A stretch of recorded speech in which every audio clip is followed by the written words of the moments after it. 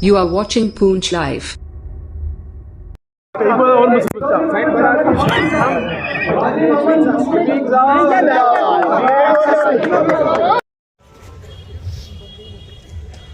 पूंछ हवेली assembly हल्के से national conference और कांग्रेस के मुश्तरका उम्मीदवार हमारे यूथ नेशनल कॉन्फ्रेंस के सूबाई सदर आपके साबका एमएलए जनाब एजाज जान साहब, यहाँ स्टेज पे तमाम नेशनल कॉन्फ्रेंस और कांग्रेस के सीनियर ज़ोमाई किराम, मैं माफी चाहता हूँ नाम नहीं लूंगा क्योंकि यहाँ लोग सुबह से इस फंक्शन के इंतजार में बैठे हुए हैं। अस्सलामुअलैकुम, आदाब और सत श्री अकाल। आखिरकार 10 साल के लंबे अरसे के बाद दोबारा इसी पार्क में इसी तरह इलेक्शन के जलसे को खिताब करने का मुझे मौका हासिल हुआ है। 10 साल पहले भी इसी तरह इसी जगह यही उम्मीदवार लेके मैं यहाँ पर खड़ा था। उस वक्त भी मैंने वोट के आपसे गुजारिश की थी, उस वक्त मैंने उम्मीद की थी आपके वोट हमें हासिल होंगे, लेकिन उस वक्त माहौल कुछ अलग था, नाराजगियां कुछ और थी, माहौल आपका कुछ और था और आपने फैसला जो है एक अलग फैसला किया। नेशनल कॉन्फ्रेंस को छोड़ के आपने कलम दवात के निशान पे उंगली डाली और उनको यहां से कामयाब किया, क्योंकि उस वक्त उनका एक ही नारा था, पीडीपी को जितवाओ और बीजेपी को बाहर रखो। जंग को रोकने के लिए पीडीपी को जितवाना जरूरी है। आप लोगों ने पीडीपी को जितवाया, बहुत औरों ने पीडीपी को जितवाया, 28 सीटों में पीडीपी जीती, हम रह गए और वो 28 के 28 एमएलए जो हैं इलेक्शन के फौरन बाद बीजेपी की गोद में जाके बैठ गए। वो कहते हैं लम्हों ने खता की, सदियों ने सजा पाई। 10 साल पहले जब मैं यहाँ खड़ा था एजाज जान साहब के लिए वोट मांगने के लिए, हमारी अपनी रियासत थी, लद्दाख हमारा हिस्सा था, हमारा अपना झंडा था, हमारा अपना आईन, अपनी शनाख्त, वजूद, पहचान, जमीन पे हक, दरिया पे हक, पहाड़ों पे हक, जंगलों पे हक। आज 10 साल के अरसे के बाद इनमें से कुछ भी हमारा नहीं रहा। न हमारी रियासत है, न लद्दाख हमारे साथ है, न हमारा झंडा है, न आईन है, न जमीन पे हक, न जंगल पे हक, न दरिया पे हक, न ये हवा पे। लेकिन इसके बरक्स वादे हमसे बहुत हुए।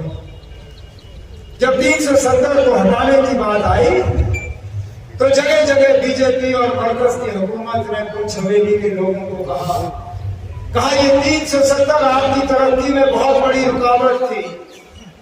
इस 370 की बदौलत यहाँ बच्चे बेरोजगार रहे। कहा कि इस 370 की बदौलत यहाँ बच्चे स्कूल न जा सके। इस 370 की बदौलत यहाँ बंदूक आए। इस 370 की बदौलत यहाँ रोजगार नहीं आया। इस 370 की बदौलत पूंछ में फैक्ट्रियां नहीं खुली, पूंछ में टूरिज्म नहीं आया, पूंछ में बिजली का निजाम खराब रहा, पूंछ में सेहत और तालीम का निजाम रहा। बीजेपी ने कहा ये सब 370 की बदौलत, हम 370 हटाएंगे, सारा कुछ ठीक हो जाएगा। आज 370 हटाए हुए 5 साल हो गए। 5 साल के बाद आज मैं मजबूर होता हूं पूछने पे पूंछ हवेली के लोगों से, खुदारा मुझे बताइए ना, इन 5 सालों में आपको क्या मिला? क्या हमारे बच्चों को रोजगार मिला? क्या कहीं डीजी साहब आए मौके पे भर्ती करने के लिए? क्या सरकारी नौकरियां लगी? क्या यहाँ पे टाटा बिरला साहब ने आके फैक्ट्रियां खोली? क्या टूरिज्म का कोई असर हुआ? अरे ना, हम तो पता नहीं कितने सालों से सिर्फ ये कहते आए कि मुगल रोड के टनल का हमें प्रोजेक्ट बना के दे दो, उसमें भी एक डबल पैसे का काम अभी तक शुरू नहीं हो पाया।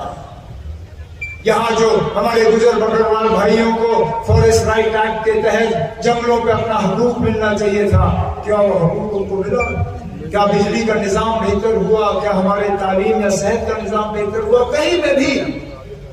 कहीं पे भी ये बीजेपी वाले मुझे खड़े होके कहे ना, हाँ इन 5 साल में हमने ये करके दिया लोगों के लिए, एक जगह भी नहीं, क्योंकि उनको हमारे लिए कोई हमदर्दी नहीं है, हमारे जज्बातों की कोई कदर नहीं है। मैं तो हैरान होता हूं, ये लोग जो आज बीजेपी के लिए वोट मांग रहे हैं, चाहे यहां पे या सुरनकोट में, ये किस मुंह से यहां से लोगों से वोट हासिल करने की कोशिश कर रहे हैं? मां समाज लोगों को तकसीम करने के इनका एजेंडा और है क्या? मैं तो इनसे पूछता हूं, चाहे वो पुंछ का उम्मीदवार हो या सुरनकोट का उम्मीदवार हो बीजेपी का, खुदारा मुझे बताइए ना, आपकी अपनी जमात में आपकी हैसियत क्या है? आपके जमात वाले आपको किस नजरिए से देखते हैं? क्योंकि उनका जो मुसलमानों के तहत सोच है वो हम अच्छी तरह से जानते हैं। ये आजादी के बाद पहली मर्तबा है कि मरकज की हुकूमत में मुसलमान कोई नुमाइंदा नहीं है। ये सच्चाई है, इस सच्चाई से ये लोग इनकार नहीं कर सकते। 14% आबादी आज इस मुल्क में मुसलमान है। जरा जो बीजेपी का उम्मीदवार यहां सुरनकोट में आपसे वोट मांग रहा है, उनसे पूछिए ना, हम आपको वोट देने के लिए तैयार हैं। आप जरा मोदी साहब का जो मुसलमान मिनिस्टर है उसका नाम बताएं। है नहीं उनके पास नाम बताने के लिए, क्योंकि मिनिस्टर है नहीं। अरे जनाब, जो मरकज की हुकूमत में आपका कदर नहीं करने वाले हैं, वो यहां जमीनी सतह पे आपकी क्या कदर करेंगे? क्या कदर करेंगे ना? तभी तो जाके हमारे इमाम साहब पे FIR कटता है, और ये पहली मर्तबा नहीं है। मैं इस बात से सहमत नहीं हूं। मैं ये जो एजाज जान साहब ने कहा कि यहां बीजेपी की सरकार बनी ही नहीं है, अरे ना, बीजेपी की सरकार को तो 10 साल हो गए यहां पे। ये जो डबल इंजन सरकार करती, ये बीजेपी वाले कहते हैं डबल इंजन बनाओ, डबल तरक्की होगी। हमें तो 10 साल हो गए इनके डबल इंजन का तजुर्बा करते हुए। पहले तो वजीर आजम साहब मोदी साहब, वजीर आला मुफ्ती साहब, अल्लाह मगफिरत करे उन्हें। उसके बाद 16 में महबूबा मुफ्ती वजीर आला, मोदी साहब वजीर आजम। फिर जब 18 में उनकी हुकूमत गई, राजभवन के जरिए हमारे ऊपर हुकूमत किया उन्होंने। पहले सत्यपाल मलिक, फिर मुर्मू, आज हमारे मनोज सिन्हा साहब। किसी न किसी रूप में हमने 10 साल बीजेपी की यहां हुकूमत देखी है, और उसका खमियाजा भी हम भुगत रहे हैं। इमाम साहब पे अगर यहां पर्चा लगा तो हजरत बल के इमाम साहब को याद करिए। मैं उस वक्त मौके पे हाजिर था, जुमतुल विदा पे, जब एक शख्स खड़े हुए, अपनी मर्जी से उसने इस्लाम तस्लीम किया। 10 बार इमाम साहब ने उनसे पूछा कि क्या ये अपनी मर्जी से कर रहे हो? उसने कहा हाँ। क्या आप पे कोई दबाव है? कहा नहीं। कहा क्या आपको लालच दी है? कहा नहीं। क्या आपको कोई खतरा है? कहा नहीं। फिर पूछा क्या आप अपने मर्जी से आज इस्लाम कबूल कर रहे हो? कहा इमाम साहब मैं बिल्कुल अपनी मर्जी से इस्लाम कबूल कर रहा हूं। इमाम साहब ने उसको कलिमा पढ़ाया और वो मुसलमान बने। जिस दिन ये हुआ, दूसरे दिन इमाम साहब को वहां से हटाया, थाने में बुला के उसकी पूछताछ करवाई। ये है ना इनका दौर।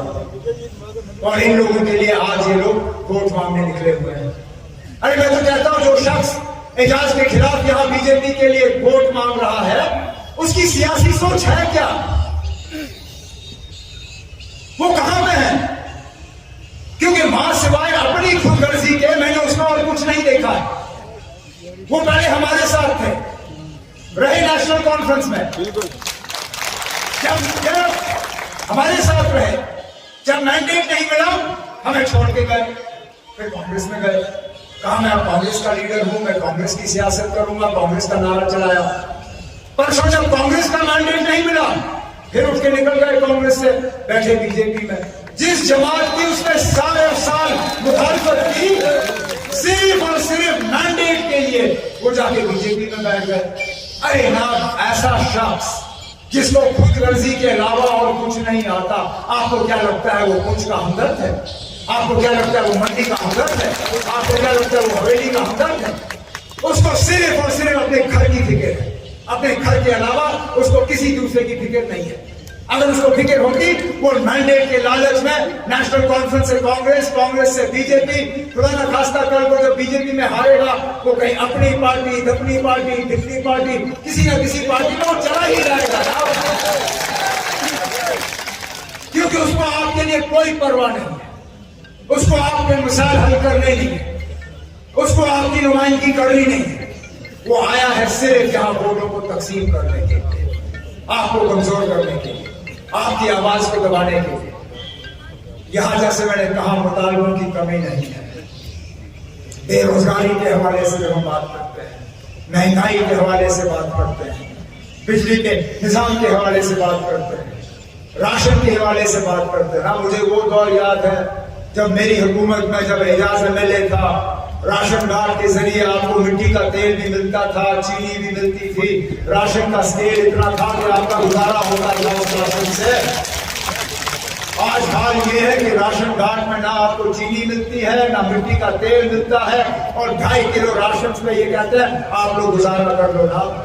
मैं इस बीजेपी के उम्मीदवार को पूछता हूं जो शायद महीने में 25-30 किलो राशन से कम खाता नहीं होगा, जरा अपना 2.5 किलो से अपना गुजारा करके दिखाएंगे।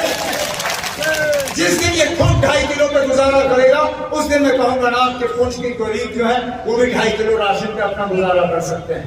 लेकिन हम लोग अपने मंशूर में वादाबंद हैं कि हमारी हुकूमत आई, नेशनल कॉन्फ्रेंस कांग्रेस की अलायंस गवर्नमेंट, इंशाल्लाह दोबारा हम आपको मिट्टी का तेल और केरोसिन जो है राशन कार्ड के जरिए फराहम करेंगे, राशन का स्केल बढ़ाएंगे। जिंदाबाद जिंदाबाद। जिन दरियाओं की मैंने बात की, एक वक्त ऐसा था जब यहाँ से रेत निकालने का हक आपको था, जब यहाँ से पत्थर निकालने का हक आपको था, यहाँ रेत का ट्रक जब मकान बनाना होता था आप 2,500 में ये रेत का ट्रक खरीदते थे। इन लोगों ने वोट लेके भी आपसे छीने। अब बाहर से ठेकेदार आता है दरिया से रेत निकालने के लिए, बाहर से ठेकेदार आता है दरिया से पत्थर निकालने के लिए, मजदूर भी वो बाहर से लाते हैं, हमें यहाँ मजदूरी के लायक भी नहीं रखा। और आज रेत का ट्रक जो है हमें 16,000-17,000 में मिले तो बड़ी बात है। हमने अपने मंशूर में वादा किया है कि इंशाल्लाह हमारी हुकूमत आएगी, इन दरियाओं का पहला हक आपका होगा, फिर किसी और का होगा। इसी तरह इन जंगलों पे जो मैंने कहा, हमारे गुजर बकरवाल भाइयों को फॉरेस्ट राइट एक्ट के तहत इन जंगलों पे पहला हक होना चाहिए था ना, नहीं दिया इन बीजेपी वालों ने आपको वो हक। इंशाल्लाह हमारी हुकूमत आएगी, फॉरेस्ट राइट एक्ट के तहत इन जंगलों पे पहला हक आपका होगा, फिर किसी और का होगा। बच्चों की तालीम की हम बात करें, एक दौर ऐसा था शेर कश्मीर ने हमें विरासत में बच्चों के लिए मुफ्त तालीम का निजाम दिया था। इन लोगों ने एक एक करके उस मुफ्त तालीम को खत्म किया। हम वादाबंद हैं कि हमारी हुकूमत आई तो हम फौरी तौर यहाँ के बच्चियों को स्कूल के लेवल से यूनिवर्सिटी तक मुफ्त तालीम फराहम करना शुरू करेंगे, ताकि ये फिर रोजगार हासिल करने के लायक हों। हम पहले महीनों के अंदर अंदर कम से कम यहाँ 1 लाख सरकारी मुलाजिम लगाने का काम करेंगे। हम दूर दराज इलाकों में दोबारा डीजी को भेजना शुरू करेंगे, वहां कैंप लगेगा, कद बराबर छाती बराबर, डीजी साहब मौके पे दस्तखत करके आपको वहां पुलिस में दाखिल करेगा। ये हमारा वादा है आप लोगों के साथ। इसी तरह हमने मंशूर में बहुत और वादे किए हैं जो मैं चाहता हूं कि अभी और 25 तारीख के दरमियान मेरे साथी जो हैं वो बातें आप तक पहुंचाएं।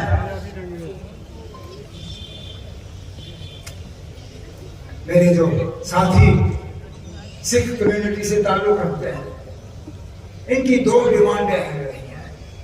एक जनाब, स्कूलों में जहां इनके बच्चे पढ़ते हैं वहां पंजाबी जुबान सिखाई जानी चाहिए, और दूसरा इनके लिए माइनॉरिटी कमीशन बनना चाहिए ताकि माइनॉरिटी को स्टेटस मिले। हमने अपने मंशूर में इनसे वादा किया है कि इंशाल्लाह इनके बच्चों को हम स्कूलों में पंजाबी सिखाने का काम करेंगे और इंशाल्लाह ये माइनॉरिटी कमीशन कायम करेंगे ताकि माइनॉरिटी के लिहाज से जो आपके हकूक हैं, जो आपके हक हैं, वो आपको मिले। लेकिन मैं फिर इस बात पर आता हूँ ना, ये कमल के फूल वाले जो हैं ये सिर्फ और सिर्फ हमें तकसीम करने के लिए निकले हुए हैं। इनकी ताकत इस बात में है कि हम अलग हो जाएं। सुप्रीम कोर्ट में इनकी कोशिश है कि गुजर सारे अलग हों, गुजर तकसीम हो, वहां एक तरफ वोट हो और वो सीट बीजेपी ले। यहां मुस्लिमों की सोच अलग है, यहाँ पुंछ में उनकी सोच ये है कि यहाँ गुजर एक साथ आ जाए, बाकी तकसीम हो जाए और दोबारा वो जीते। अब हम लोग हैं, हम कहते हैं ना कोई तकसीम नहीं होना चाहिए। हम ना हिंदू मुसलमान के नाम पे वोट मांगते हैं, ना जम्मू कश्मीर के नाम पे वोट मांगते हैं, ना सिख ईसाई के नाम पे वोट मांगते हैं, ना गुजर पहाड़ी के नाम पे वोट मांगते हैं। हम कहते हैं कि जम्मू कश्मीर मजबूत तब है जब हम एक साथ मिलकर काम करें, जब हम एक साथ इस हल को पकड़ के इसको आगे बढ़ाएं। और यही हमारी मुकम्मल न सिर्फ कोशिश है बल्कि हमारा वादा भी है। अब ज्यादा दिन रहे नहीं इलेक्शन के, 25 तारीख को आपने वोट का इस्तेमाल करना है। मैं सिर्फ आपसे यही गुजारिश करूंगा कि आप मेरी तमाम बातों पर गौर करें। अगर मेरी बातों में आपको जरा सा भी सच लगा, मेहरबानी करें आप 25 तारीख को नेशनल कॉन्फ्रेंस और कांग्रेस के मुश्तरका उम्मीदवार जनाब एजाज जान साहब को कामयाब मैं जानता हूं आप में से कई सारे ऐसे हमारे साथी हैं जो यहाँ पे मियां अल्ताफ साहब का दीदार करने के लिए यहाँ जमा हुए थे। बदकिस्मती से कसूर मेरा है, कल मैंने मियां साहब को कुछ ज्यादा ही घुमाया यहाँ रियासी पुंछ रजौरी इन इलाकों में। उनकी तबीयत आज थोड़ी नासाज हुई, लेकिन मैं इतना आपको यकीन जरूर दिलाता हूँ कि 25 तारीख को आप वोट एजाज को दें। इंशाल्लाह 8 अक्टूबर को ये यहाँ से कामयाब होकर जाएंगे। मियां साहब और मैं यहाँ आके आपका यहाँ से शुक्रिया करेंगे और इंशाल्लाह उस वक्त आप मियां साहब से ही उनकी बातें जो है आप सुन पाएंगे। लेकिन आज सिर्फ उस ये उम्मीद रखते कि हमारे तमाम मुतालबे, हमारे जो 10 साल हमारे साथ जुल्म हुआ, जो पकड़ धक्कड़ का दौर रहा, जो गिरफ्तारियां रही, जो हमें सताने का काम हुआ, मेरे साथियों ने कहा कि एडमिनिस्ट्रेशन हमारे खिलाफ काम कर रही है। करने दो ना, ये हमारी गाड़ियां भी ले जाएंगे, ये हमारे लोगों को भी तंग करेंगे, कोई बात नहीं। हमने खामोशी से इस चीज को बर्दाश्त करना है। 25 तारीख की सुबह तक, 25 तारीख के सुबह को हमने पोलिंग बूथ में जाना है, अल्लाह को याद करना है, भगवान को याद करना है, वाहिगुरु को याद करना है, हल का बदल ढूंढना है, उसको दबाना है और नेशनल कॉन्फ्रेंस कांग्रेस के उम्मीदवार जनाब एजाज जान साहब को यहाँ से कामयाब करके भेजना है, ताकि वो तमाम काम जो 2014 से पहले हमने शुरू किए थे, जो अभी तक मुकम्मल नहीं हो पाए, और जो आगे के काम हमने करने हैं, जो पुंछ की नुमाइंदगी हमने करने हैं, जो आपके मुतालबे और मुश्किलात हमने हल करने हैं, इंशाल्लाह ये 5 साल आप हमें दे दीजिए। हम आपको शिकायत या शिकवा करने का जो है कोई मौका नहीं देंगे। यही मेरी उम्मीद है और यही मेरी आपसे गुजारिश है। अब आपसे इजाजत दूंगा क्योंकि जैसे मैंने कहा आप सुबह से इंतजार कर रहे हो। 25 तारीख को आप इसको जितवा के मेरे पास भेजो, फिर इसके हाथ मजबूत करना वो मेरा काम है ना।